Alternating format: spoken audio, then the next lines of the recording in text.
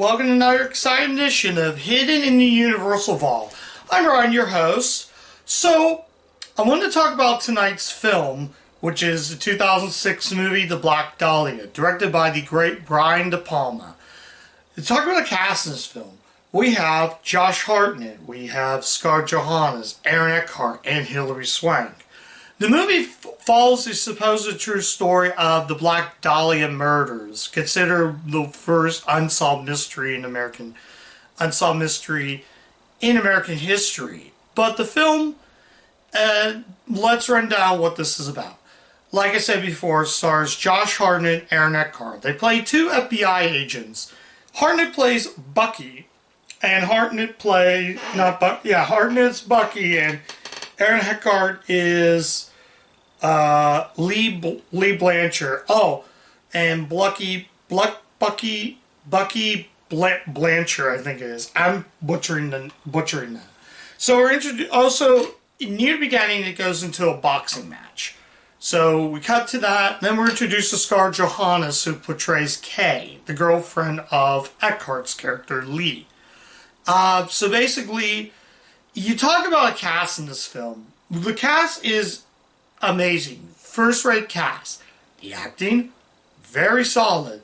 So they're basically on the move and trying to solve this mystery. So we basically, let me run down what this is about. And yeah, basically, it's actually written by the guy who, the author is the guy who made LA Confidential. It is a thriller, but it's more of a film noir. Basically, follows investigating a shocking murder of an aspiring young starlet. Yeah, the young starlet was an actress who gets murdered by they called the Black Dahlia murders. Basically, they don't even know, which is getting heated pretty much. Eckhart's character is overwhelmed that they can't find out about it. So Hartnett, Eckhart, and Johannes all go out to the movies. I had to think a moment. I thought I heard something. But they all go out to the movies and they watch a film called The Man Who Laughs, which, if you don't know that whole story, The Man Who Laughs was an inspiration for the Joker character, the Batman villain. Oddly enough, The Man Who Laughed was actually a Universal film. Again, another Universal, more of an in-joke. It seems like the studio likes to do stuff like that. But anyways, and they try to figure it out. There's a big shootout, and it gets crazy. Then we come to the inept, stupidest ending I've ever seen in a film. That ending ultimately killed this experience, what would have been a solid thriller. But the whole movie was just one giant mess from start to finish. If you do not pay attention to this, you are going to get confused and you might even get lost. I felt confused watching it. Though the funny fact, Mike Starr is in this movie. He plays the other detective. He's familiar. He's actually the actor who appeared in Tim Burton's films. He was actually in Cabin Boy. That's how I knew who he was. Now, I did cover a Josh Hartnett film on my channel, 40 Days and 40 Nights, which was actually another Universal film. So, yeah. Solid cast, solid acting. The ending is what got me almost not recommending this. And you have to really pay attention, you will get lost. There's stuff that jumbles. It's very emotional at times. The shootout in it, though, in the ending is like the weirdest, is like the ending. Hilary Swank also plays like this, I don't want to say stripper in the film, but she plays the woman. I gotta talk about the ending. I really gotta talk about the ending. So if you do not want to hear the ending, stop, go watch the movie and come back to me when you have watched this. Let's talk about the ending. Here we go. The biggest problem with the ending is, so we get to near the end of the film, and he basically, Hartnett kills Swank's character, thinking, you're the one that murdered her. So he goes in there and discovers her parents. It's very twisted. The one sister ends up killing herself. He finds out. He kills Hilary Swank's character, shoots her. He gets this twisted feeling. He drives off, knocks on Kay's house, and all of a sudden, they start falling in love, they kiss, and that's it. The end. You got the stupidest ending I've said before. Come on, people. What happened to De Palma when he decided to make this movie? Did he not realize the ending was completely stupid? Then we get a disclaimer saying that the person who got shot, even though the characters were all fictionalized.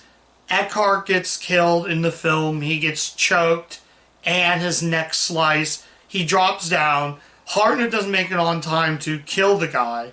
So they have one fight. There are also boxers. That's near the beginning of the film. That's not the ending. So he gets knocked. That boxing match, Eckhart knocks him out. He loses all his teeth. It's pretty gross. The movie doesn't really do anything for me. So I have to really talk about the ending because it's important to know that this was a mess of an ending. It's not as bad as The Hunt, which I did cover the Hilary Swank film The Hunt. This is not as bad as The Hunt. The Hunt had a worse ending I've ever watched. I did cover Hilary Swank film, which was The Hunt, and Josh Hartnett with 40 Days and 40 Nights. But in terms of this, great performance, great writing, awesome directing by De Palma. It's a shit ending that should have never happened. They should have double-checked when they made this movie to focus on ending. This movie is okay. It's okay enough for me to keep and put onto that Universal shelf, onto my DVD shelf. But this will go into a crate you probably won't see right behind me. But I'm getting ahead of myself. Let's now talk about the final thoughts. Final verdict. Should you see The Black Dahlia? And the answer is, if you are very curious, it's more of a curio. If you're curious, I only paid $1 for this. I had a widescreen copy and then I placed it with a full screen. And I watched the full screen copy. It's a neat curio, but I advise you to watch the Richard Roper, Aisha Taylor review that's on YouTube. Watch that review and then make up your mind, because what Aisha Taylor said in her review with Richard Roper was 100% true. You will get lost in this. And I'm like, yep, she's right. I didn't call anything. I didn't call what happened, though, in the film. But there are a lot of intense action scenes. I think the action's great. Cinematography is great. Writing is good, except for that ending. All the acting from all four of these leads are in it. It also has, Mike Starr's in it. Mia Kirshner and Fiona Shaw were the other cast members in it. The score is fantastic. It was based on James Ellroy novel, who wrote L.A. Confidential. Now, let's talk about special features. Reality fiction, the story of the Black Dahlia, the case files, and the De Palma touch, which, oddly enough, sponsored by Volkswagen. Yeah, it seemed like Volkswagen sponsored a lot of these make-it-a featurettes, but I gotta show you the cover art. This is pretty much the cover art that's been released. Mill Creek reissued this on the Blu-ray, and the artwork is actually really cool, except you got full screen. I don't have the widescreen copy, but there's the back. Pretty cool stuff. There's nothing inside that much, but the disc is just your plain Jane clear disc. Overall, like I said again, check the movie out it's more of a curio, but I would say a curio that's going to let me keep it. Add to the De Palma collection. I have Scarface. I'm going to keep this. There might be a future Redux review on this. This might be in my list of films for Redux. I'm going to start another sub-series called Hidden Universe Vault Redux. But I'm going to get past a few more movies before I go ahead and do Redux. Basically what Redux is, I re-review the film, but I also talk about things I forgot to mention that I review. So this is qualified for Redux. And the Redux will be the decision if I'm going to keep the movie or not. But we'll see when it happens. I won't be watching this for another while, but I will say it's an okay keep. There's been movies I thought were just okay that I'm going to keep. And when I get finished with that pile, I'll make the decision if I'm going to. So, I say, again, if you're curious, check it out. But that's all I have to say about the Black Dahlia. If you really want to check it out, you're not really missing much. So, thank you again for watching. I'm going to say good night. So, thank you again for watching. Follow my Twitter page. I'm on Twitter, though, at RhinoCanar14. You can find me there. Check back for all my other reviews. I'm now on 171. So getting down nitty gritty for review 200. Like I said, the race to 200 is still going on. So I'm out. Good night. And thank you guys for watching. And remember, keep watching them Universal movies. Something like that. Whatever. Bye.